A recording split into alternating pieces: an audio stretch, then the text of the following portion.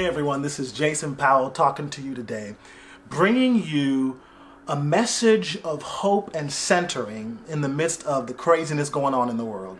We're experiencing the pandemic and the craze of the coronavirus and everything going haywire, the economy going through its crazy fluctuation, the stock market, going down, people buying up everything in the stores, basketball seasons being canceled, school semesters being put on hold and put online, and people losing jobs because they can't work, during the time period, not being able to support their family. It's a crazy time we're living in. And so in times like these, it's so important that our source of life be at the forefront and the center of our awareness. Tough times call for the redirection of our attention from the external to the internal. Now, this is something that we should be doing as we develop our spiritual outlook, but tough times really make us do it or else. And the alternative is to be driven mad by the craziness going on around us. But that's not God's best for us, and that's not our highest use of our inner resources. And so today I want to talk about, how we engage the power of our inner resource in the times like we're facing. Well, Psalm 122 has been going through my mind a lot, and it starts off by saying, praise the Lord, blessed is the one that fears the Lord, that delights greatly in God's commands. But this word fear is not like trepidation or being scared. It's more about reverence and awe. And this reverence and awe of the Lord has to do with the higher law of being, lowered or higher state of being. It is the state whereby we are ruled from the spiritual realm. It's understanding the higher laws of mind. It's the Lord, or the highest law of being, which is our connectedness with our spiritual source. And so when we have great reverence and honor for our spiritual source, and we look to that as the greatest value, or the greater value as opposed to the external environment that we're in, then we're able to shift into a settled state. And so that whole chapter talks about, how when we are delighting ourselves in that spiritual realm, that we're mighty on the earth, that there is sustenance and there are resources in our house, that there is righteousness or right state of being between ourselves and the Spirit of God. You can go through and read it for yourself, but there's a verse there that I think zeroes in on what our position is. In Psalm 112 and verse 7, it says, "He shall not be afraid of evil tidings. His heart is fixed, trusting in the Lord." So, in other words, when you got crazy news going on around you, what's your heart doing? What are our hearts doing when we hear the crazy news that's going on? There's got to be a response of spirit. And the response of spirit says that when you're connected with your inner resource, then you are in the zone, in the realm of sufficiency.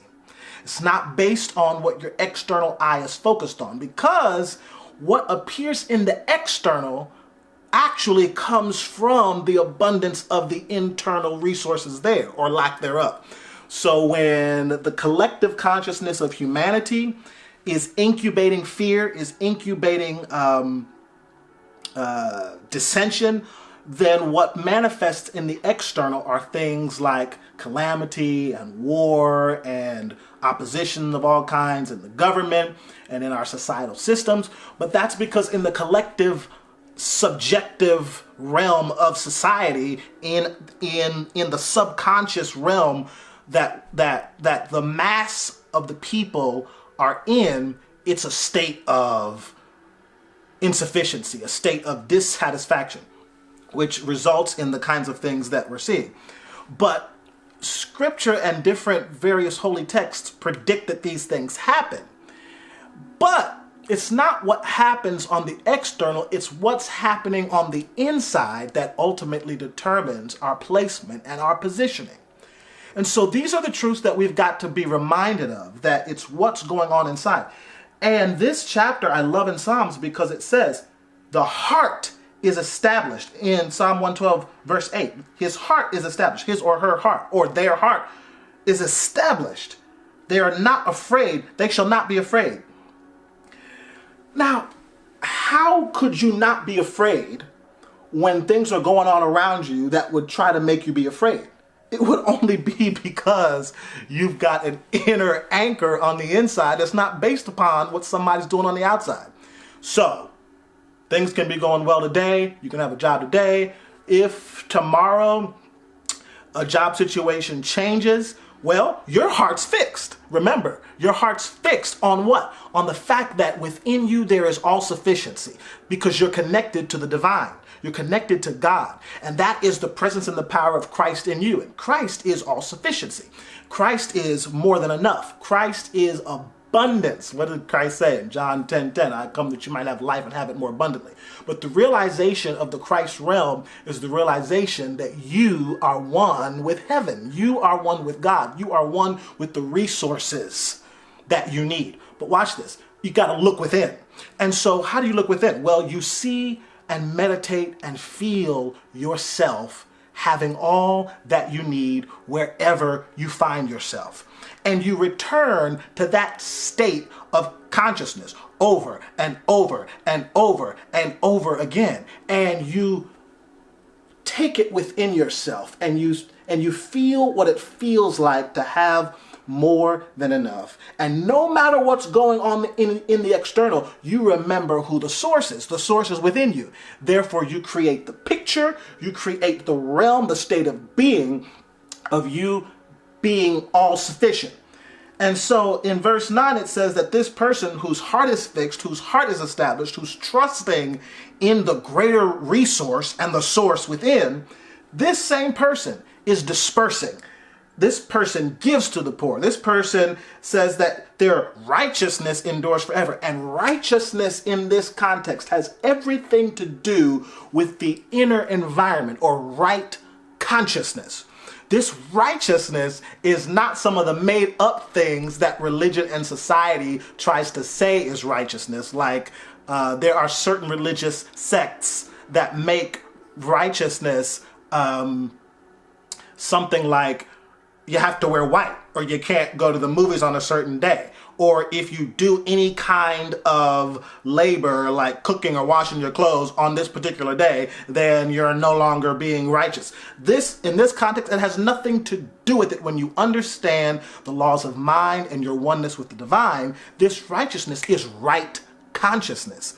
It is giving to the Lord, or that realm of rulership, the spiritual realm of rulership to which you are connected within yourself, giving to the Lord that quality of wholeness that you desire to experience in reality. It is being in the right frame of mind, the right state of being, the right feeling, the right belief, where you are being, doing, and having all that has been divinely gifted to you. And you're living and moving in the reality of that moment. So that's what these tough times are calling us to do, to develop our spiritual outlook. There's a natural outlook on the world, and there's a spiritual outlook on the world. Now, they both kind of war with each other oftentimes, but the disciplined person is able to harness the power of the natural outlook by being responsible, by being logical, and applying the responsibilities and the logic in the areas that it applies for. For instance, we have practical information about how not to spread the coronavirus. Okay, so that means you need to wash your hands more, right? You need to avoid public places as much as you can, and avoid large groups, because these are the natural things. But there is a spiritual outlook that supersedes it. And it's the spiritual outlook, whatever the pandemic is going on in the world, or whatever the personal crisis is in your life, it's the spiritual outlook that determines how you're going to end up. That determines how I'm going to end up.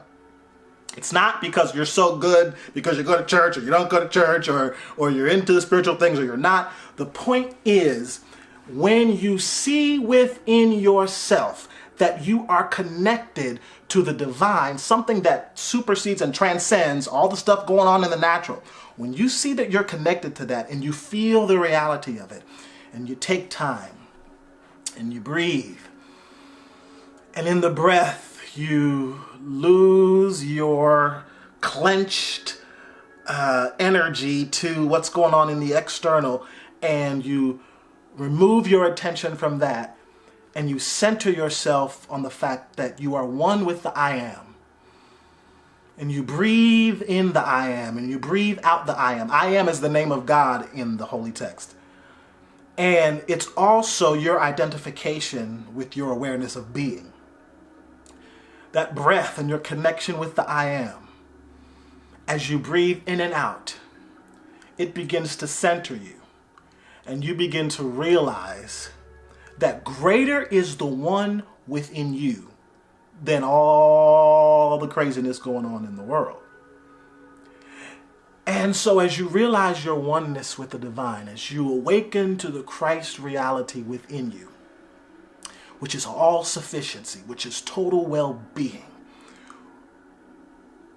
then you open the pathway to experience it in your thought life, in your emotions, in your reactions, in your responses. The morning news or the evening news doesn't move you ultimately, because why? Your heart is fixed. What is your heart fixed on? I am sufficient. I am more than enough. And remember, I am is the name of God. And when you declare your I am, whatever you add to that I am is what you draw into your experience. Whatever you add to that I am is what you add into your energy field. An energy field is very important. So all of these things we've got to start to be mindful of, especially in tough times. Tough times reveal what's truly in you, but they also give you the opportunity to go within if you never went within before. What does it mean to go within? When you go within, number one, remember your connection to the divine. Remember your connection to God. You are not separate from God. God is within you. God is the essence of who you are. And when you awaken to that, that is the light of Christ. That is the resurrection of Christ in your life. You realizing the oneness of God that is with you, no matter any kind of religious code or societal estimation of good or bad. You might have been to jail. You might not be in jail. You might have done the worst heinous thing. But when you come back to infinite love and recognize your oneness with infinite love, there is a creative merging between you and all the good of heaven. So even as you're listening to me now, there is heavenly light and heavenly love that just begins to flood your space, that begins to flood your mind. Yeah, I see just heavenly good washing over you and cleansing away all the fears, all the worries, all the doubts, all the things that have crept in from the world news. Remember, you are not tied to the external realm of the fluctuations of the stock market and the grocery stores being driven bare. You are a child of heaven. And heaven is within you. And as you center on the reality of your oneness with God, your oneness with the divine, you open the pathways for peace. And when you open the pathways for peace, you open the pathways for plenty. And remember that there is nothing external to you that ultimately has power over you when you know who you are and whose you are. You're a child of God. You're a child of heaven. And you're going to get through this. Not only are you going to get through this, but there is something in you that's being developed. Your spiritual outlook is being developed. And sometimes you have to be crushed in other ways in order to look within to see the grandeur and the glorious being that you really are. Because Even the Old Testament of the Bible declares that you were made in the image and the likeness of God. That makes you part and parcel in function and nature of God's self. Recognizing the infinite beauty that you are, I just come to affirm with you today that you're getting through this. Not only are you getting through this, but you're growing through this. In fact, can you say that with me? I'm not just getting through this, I'm growing through this. Because you're a resplendent, glorious, heavenly being. When you awaken to it, you attract realities that begin to cause you to merge more and more with that truth. Today, I want you to affirm, no matter what you face, I am more than enough. And every time you declare, I am more than enough, even if it's with your mouth or if it's a subjective affirmation, something you repeat over and over and over again in response to every fear thought, a subjective affirmation is also extremely powerful. And as you say it, I want you to remember that the I am is God. And that is your connecting link to breaking free from the crazy pandemonium in the world and structuring and anchoring yourself in your eternal source. So today I want you to subscribe to this channel if you're not already, the YouTube channel. If you see it on a different platform, you can like that page, but I want you to subscribe to the YouTube channel so you stay connected with this. We're going to be putting out more and more of these videos because we need to be our attention needs to be redirected. Because if you don't intentionally redirect your attention to that which brings you peace and love and joy, the alternative is for your emotions to be drugged down into the pit. And that's not what we want. We want to be lifted up so that we can express and manifest uplifted conditions. I am more than enough. You are more than enough. And you find your inner resource when you go within. I want to pray with you. God, I thank you for the revelation and the light that your spirit is within us, that as we awaken to the Christ reality, we are merged into the infinite creative unity of the Spirit, that there is no predicament we can find ourselves where we're without your care, where we're without your covering.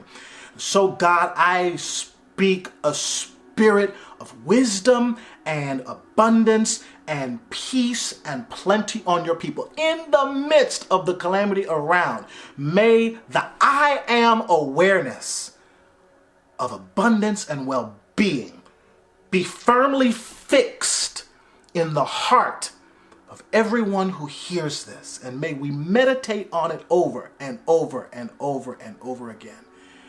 And as we meet the next time, we're going to rehash this and dig deeper into it. Go forward. Remember, I am more than enough. Say it one more time. I am more than enough. Be blessed.